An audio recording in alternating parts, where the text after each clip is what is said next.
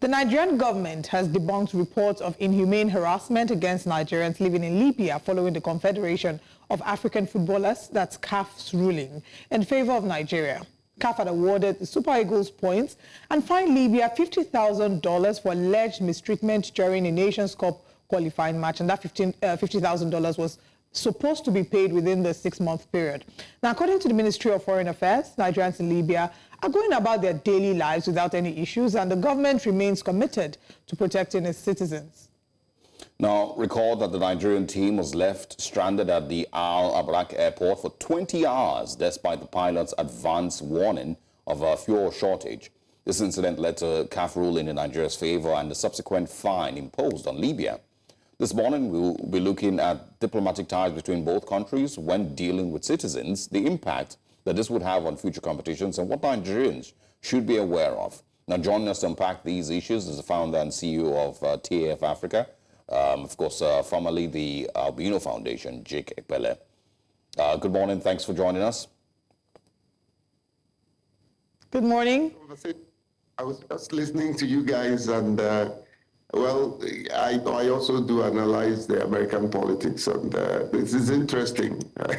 What's going on? But let's get your thoughts. Let's quickly get your thoughts. On what you expect, and where it is important for you.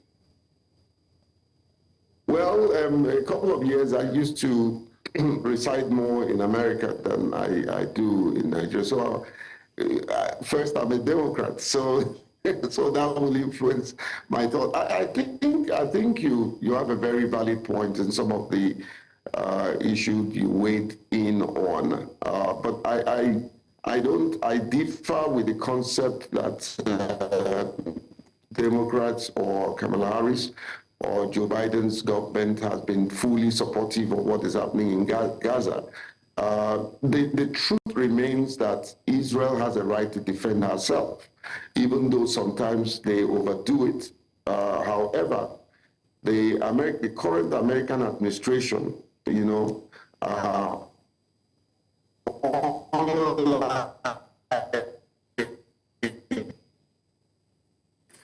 Donald Trump administration, the most for Israel, the Biden administration has been a bit more soft in defense, total defense for Israel, because Biden administration fully supports the two-state solution, and like your colleague said, which you alluded to, the election can go either way, but I expect Kamala Harris to win this election, knowing fully well the kind of resources, finance, policy direction that she seems to have. I expect it might not be a landslide, and it could also be a landslide, but generally speaking, the Democrats deserve to win this election, taking into cognizance the antecedents of Donald Trump. Donald Trump has not acted in good faith and in defense of democracy in total. And he doesn't have, Donald Trump is all for himself. He does not have both Africa and core Americans at heart. Donald Trump is simply fighting to evade going to jail. I mean, that's a discussion for another day. I mean, there are too many points that you've made, that if this was a conversation we're having, that I would 100% disagree with. And it's not just the point, it's the narrative. It's the narrative that is being sold. First of all, Israel has a right to defend itself. Very, very MSNBC, sounding. Pretty much the same thing that has been repeated, day after day after day in defense of the slaughtering and the genocide, 50,000, maybe 100,000 people that have been killed in the last 1 year. And that is not defense. When you kill 100,000 people, you can't keep saying that, as an excuse. And we've seen, too many videos, too many clips, of these people basically murdering civilians. That is not, it has a right to defend itself. There's too much evidence as well that this has nothing to do with Hamas. There's stuff that is going on in the West Bank. There's stuff that is currently going on in I mean, look at the number of people that have been killed in Lebanon in the last month. It has nothing to do with Hamas or Hezbollah at some point. That is really just the excuse that is being used. And I mean, if you look deeply into the October 7th issue itself, you would clearly see many, many red flags with the story that was told.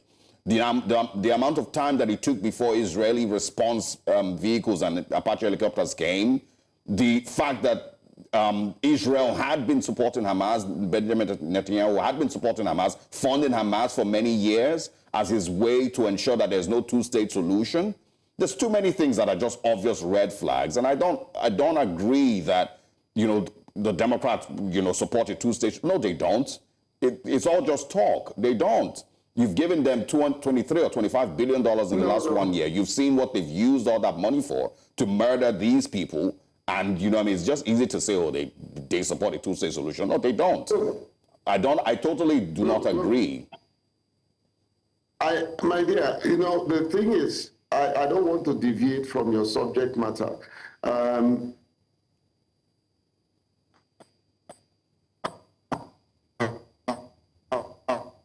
However, I mean, the last time that I was on your show, I introduced an already known concept of cause and effect.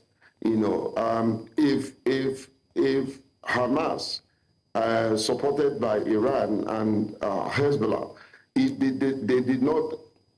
If Hamas did not go to start adopting Israelis as hostages and everything, most of these things would be escalated to where it is today. Again, that's not even true because, and I'm sorry, we need to go to talk about CAF, but again, that's not even true because these things have been going on long before October 7th. More Palestinians, thousands and thousands of them have been killed without any response. What is not true? I just want to know what is not true. What is not the true? idea that it started, that all these murders and all these killings started because Hamas simply abducted people on October 7th. I mean, you know the history since 1948. On October 7th, did they go ahead to adopt these people, including Americans and some Africans? Yeah, but the point is, when you throw that in, you completely ignore everything that's happened before October 7th. It's not simply just an October 7th thing. I have researched. I agree with you. And I like this conversation because it's an open, objective conversation. You know, I've researched issues around Israel, Hamas, the Palestinians. I mean, the Palestinians deserve a life. They deserve their own country. Israel deserves a life. They deserve their own country. And for us to be able to give to the public the information that will make them make critical decisions, we need to be very objective and balance the objectivity so that we will be void of sentiments. You know, I'm a Christian, you know, I'm not a Muslim. Rather, and also, I do not support Christians going against Muslims, and I do not support Muslim going against Christians, you know. So all right. The case of two-state solution, if you have followed the antecedents of politics and the support of Israel, you will notice that Democrats have always been. Who started the case of two-state solution? It was Bill Clinton, all right. Democrat.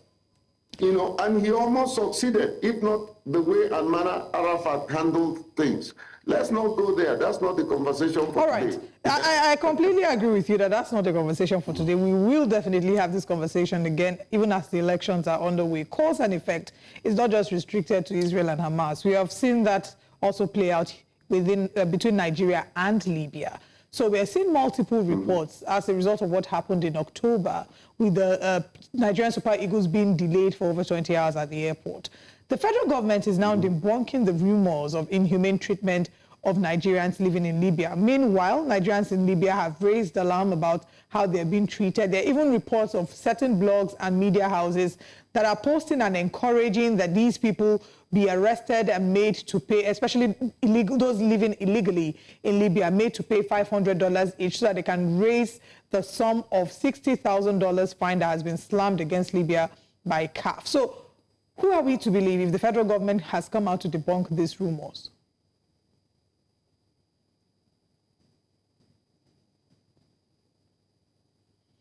Mr. Ebele, are you here with us? I think, my dear, and I thank your station. Can you hear me? Yes, we can hear you now. Please go ahead. Can you hear me? Yes, please. Okay. I said I want to thank your station for being bold to bring up this conversation. You know, I think the time has come for Nigerian government and Nigerians in general to show patriotism, whether it's a local patriotism or global patriotism. It is not true for anyone to say that the claims of many Nigerians, the videos are out there, that this thing is going on in Libya. You know, it is true. It is true. And the time has come for Nigerians and for foreign ministry, including the Diaspora Commission, to step up their game, to defend her citizens in spite of just the rumor of it should be investigated and defended, you know. So the story remains, like your colleague aptly put it, the claim that when they came to Nigeria, they were mistreated. Information has it that they chose the airport they wanted to land, Port Harcourt, in place of Uyo. They were given the best of transportation to take them to Uyo. They were treated fairly well, you know. So the idea of trying to use this opportunity of the penalty that they are asked to pay as a result of their irresponsible act and very inhumane act, taking it out of Nigerians living in Libya. There is no doubt that many of them are living there illegally, which should not be applauded. I believe that people should follow the legal means of staying in a particular country. But even when they are illegal, the International Convention provides that they be treated void of human rights violation. You know, and so what is happening right now should be investigated, and all the diplomatic channel of ensuring that the citizens in that country, Nigerian citizens in that country, are fairly treated, you know, follow the conventional way of handling issues like this.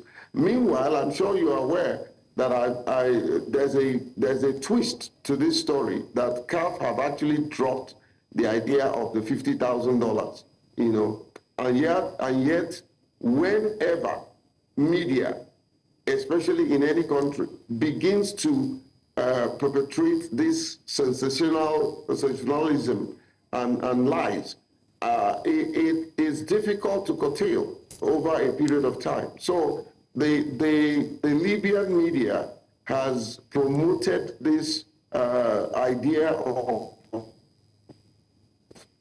going after Nigerians, picking them up, billing them to raise the so-called money to pay for it. This is unacceptable. And I think I want to believe that the foreign ministry is doing something about it. And if they are not, they need to follow the diplomatic channel of engagement.